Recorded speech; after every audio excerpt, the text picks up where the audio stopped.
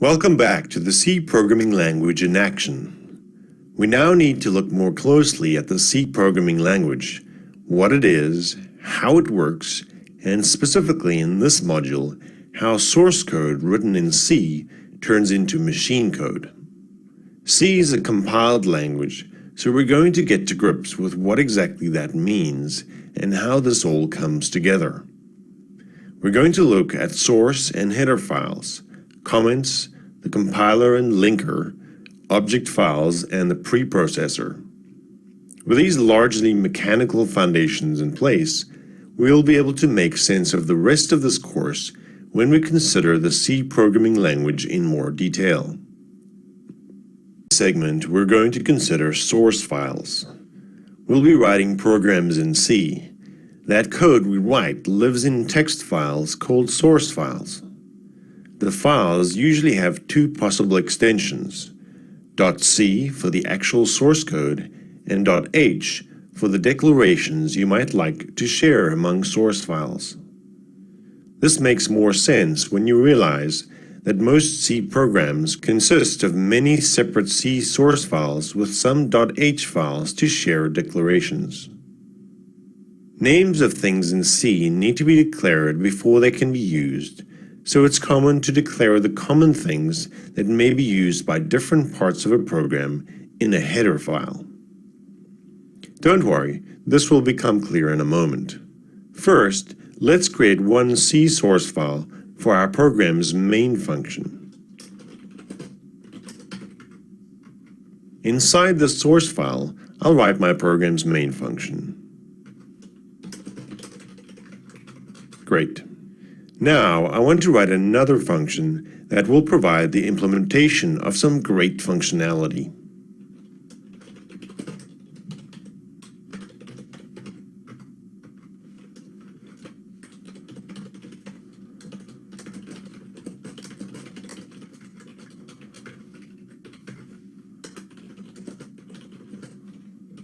So we've got a function that will multiply the values of its parameters and return the product to the caller. Great.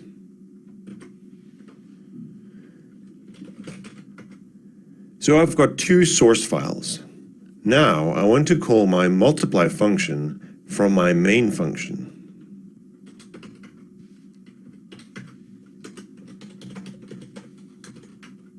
I'll ignore the result for now. Great. Well, not quite.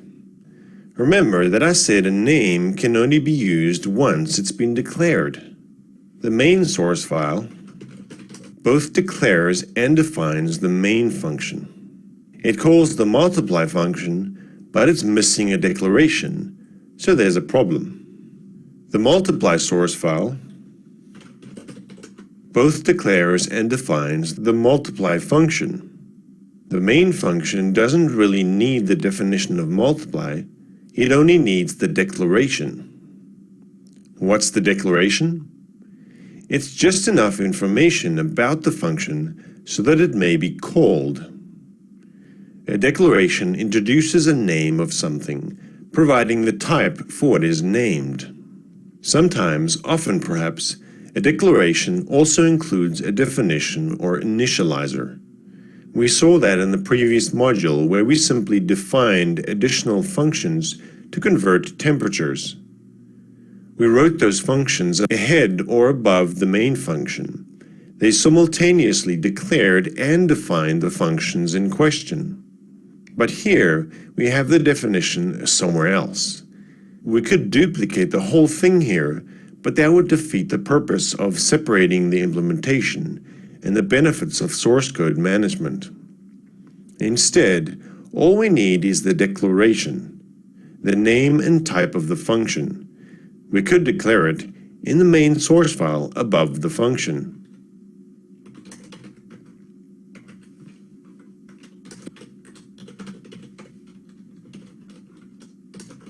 That would work. That's a perfectly valid declaration of the function. It gives us the name and the type of the function we'd like to call. But such an awesome function would undoubtedly be used all over the place, so it would be more beneficial to declare it in some common place. And that's what header files are for.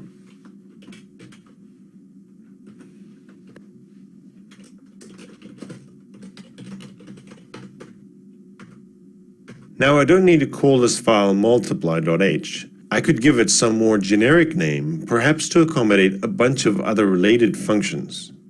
Anyway, here in the header file I can declare the multiply function just as I had implemented it previously. Now I can simply include this header file in my source file and I'll be done.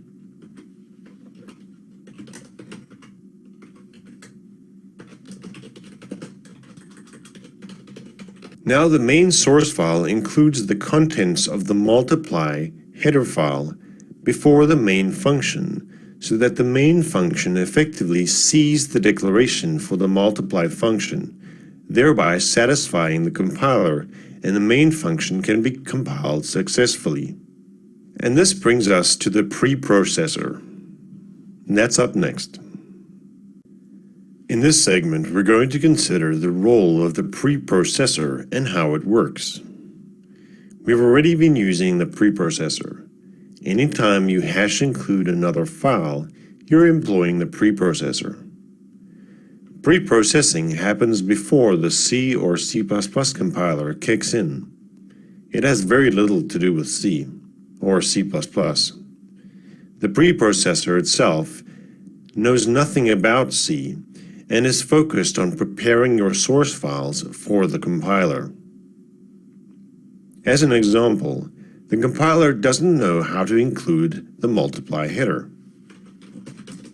Here we see that the main source file includes the multiply header so that the compiler will be able to recognize and match the function call in this main function to the previously declared function called multiply. But the compiler doesn't parse hash includes. Again, that's the job of the preprocessor, and we can actually see this in action. We can tell the Visual C++ compiler to preprocess the source file and spit out the results. First, let me add a few comments to make this obvious.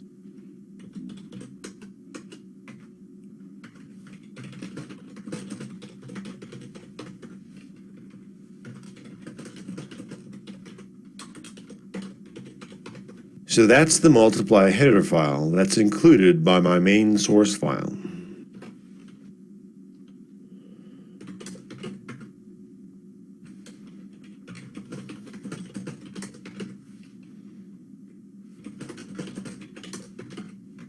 And that's the bounds of the main source file.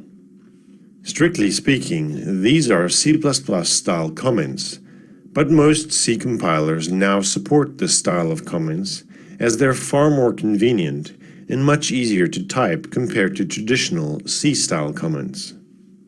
These comments are pretty obvious. The comment begins with the 2 forward slashes and continues on to the end of the line. And they're ignored by the compiler, so you can include any English language text, or really whatever you'd like.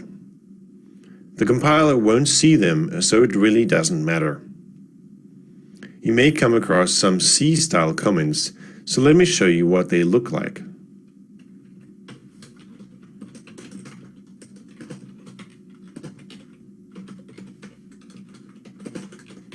These comments begin with a forward slash followed by an asterisk or star and conclude with the opposite, an asterisk followed by a forward slash.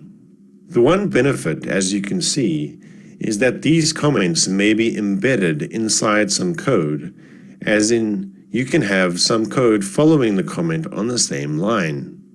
I very occasionally use this to comment out some sub-expression, but that's rare.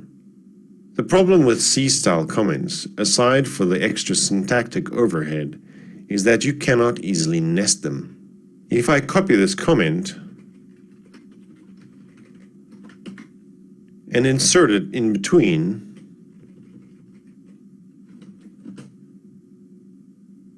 now we have a problem. The preprocessor can't handle this. C++ style comments don't suffer from this problem, since they simply continue on to the end of the line, so you can easily comment out a block of code, including any style of comments, and the preprocessor is happy. But let's see what this actually looks like. As I mentioned, we can tell Visual C++ to simply preprocess the source file rather than compiling it. Now, had this tried to compile the program, it would have failed, since it doesn't have the actual definition of the multiply function. That's found in a separate source file. But the compiler, given the P option, didn't even attempt to generate code.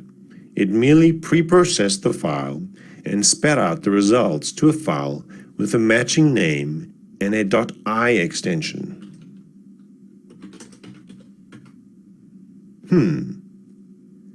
The hash line directives that have been added try to give you an idea of how the preprocessor assembled this file, but it's a bit confusing. What's also missing are our comments. Remember, comments are only for us programmers. The compiler doesn't want to or care to see the comments, so the preprocessor naturally strips them away. Fortunately, there's a way to tell the preprocessor both to suppress the generation of these hash line markers and to keep or preserve our comments during preprocessing. The C option tells the preprocessor to preserve our comments, and the EP option tells it to suppress the hash line directives. Let's give it a try. It's C to preserve our comments, and EP to suppress the hash lines. Okay, let's take another look at the results. And that's much better. Now we can clearly see the bounds of the original main file. And embedded within that, we can see where the hash include for multiply.h has been replaced by the contents of multiply.h. Pretty cool. So you can use the preprocessor to assemble your source code with the hash include directives, but hash include is not the only preprocessor directive commonly used in C and C++ programs. Let's take a look at a few others. An idea of how the preprocessor works and when it works. In other words, before the C or C++ compiler itself kicks in. Let's consider a few more of the features provided by the preprocessor. Although I don't recommend it, it's very common in C and sometimes unavoidable to use the preprocessor not only to include code, but also to generate code. Let's bring up the multiply header again. We might want to add a square function, square in the algebraic sense of multiplying a number by itself.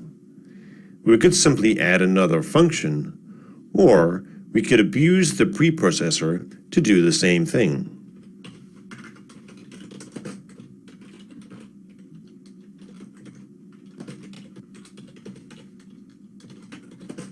Now, the preprocessor will replace any occurrence of square with its signal argument with a call to the multiply function, duplicating its argument.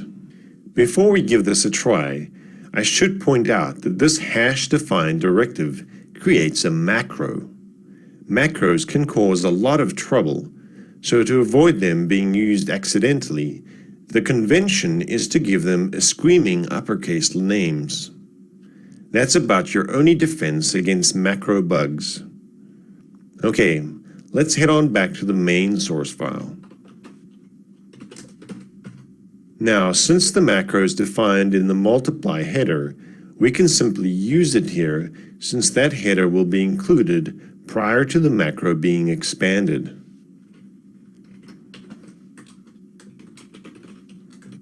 Again, we'll ignore the result for the moment, but it should be obvious what's going to happen here. Let's look at the preprocessor output to confirm.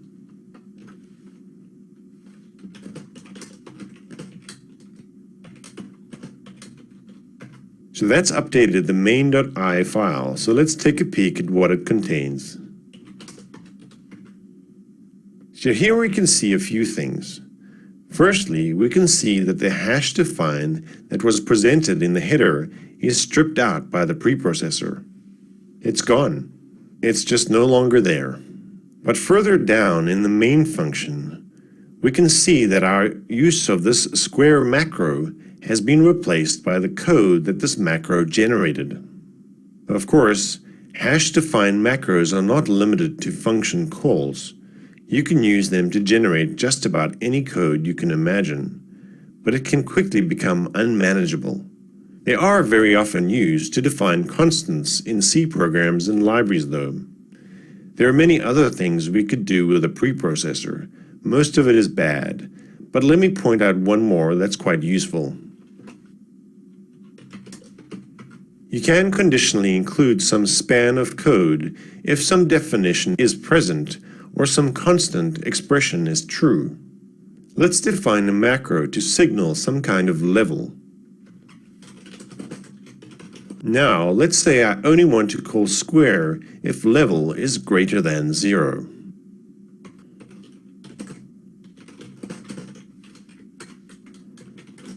Now, whatever is included within those directives will only be included by the preprocessor if level is greater than 0. Alternatively, if I don't care about a particular expression and only want to include or exclude something based on the presence or absence of some macro, I can use the defined operator.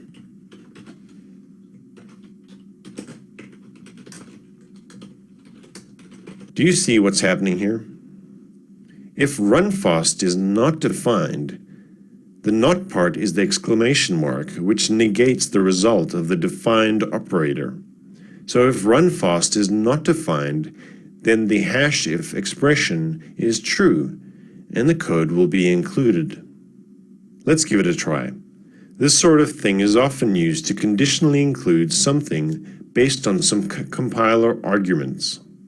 I could, for example, define runFast on the command line so that I can produce different builds of my application without needing to change the code. First, let's just pre-process the code and see what happens.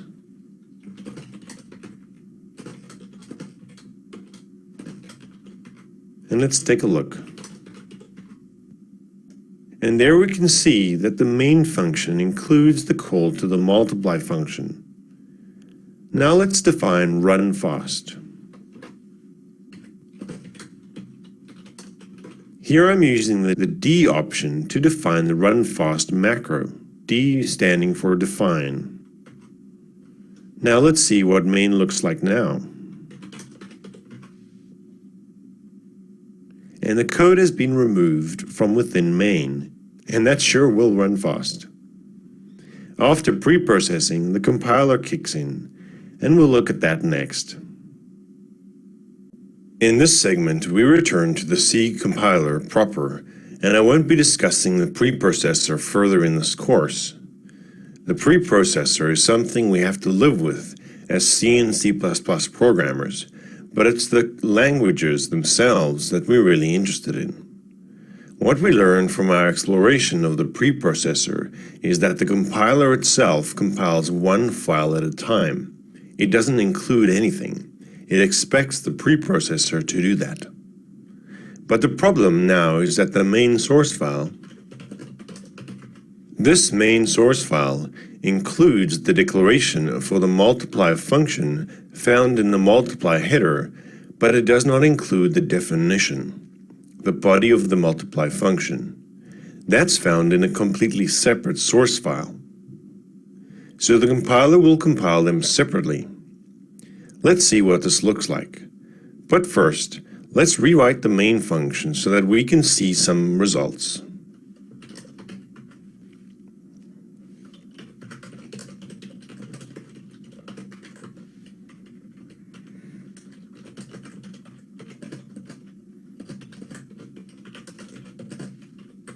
Okay, let's see what happens if I try to compile main.c.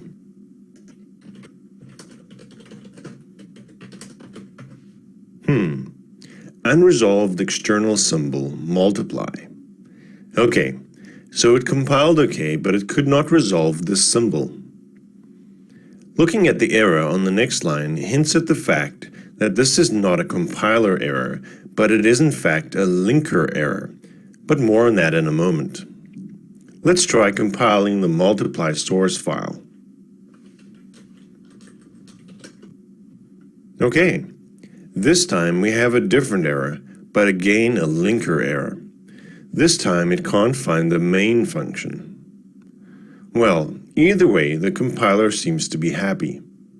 What we're seeing here is that in both cases, the compiler compiles the source code successfully and then, as a convenience, passes its output to the linker, but the linker is not satisfied. Much like the difference between the preprocessor and the compiler and the linker are two different steps, and they need not be combined. We can easily tell the compiler to compile without linking. No complaints this time. The source code in the main source file has been compiled, and the results of the compilation are stored in an object file, an intermediate representation ready for the linker. We can similarly compile the multiply source file.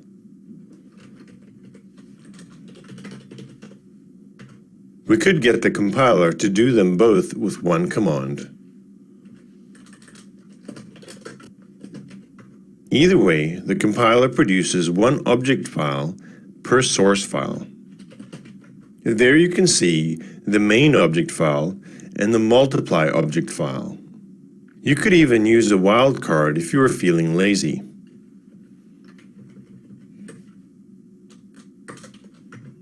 Same result. Okay, but we can't run object files. We need them to be linked together to form an executable. The linker stage resolves the reference to the multiply function from the main function.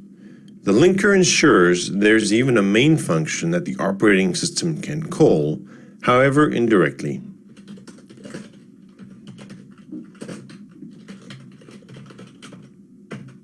Again, you can list the object files individually or just use the wildcard as I've done here. The interesting thing about the linker, obvious if you think about it, is that it only needs the object files. The compiler needed the source files, but the linker can build the executables with just the object files. That means you can produce some interesting build configurations and avoid having to always ship your source code around. Anyway, that's beyond this discussion. We now know how the compiler preprocesses, compiles, and links our code to form an executable, a program that we can run. There we go.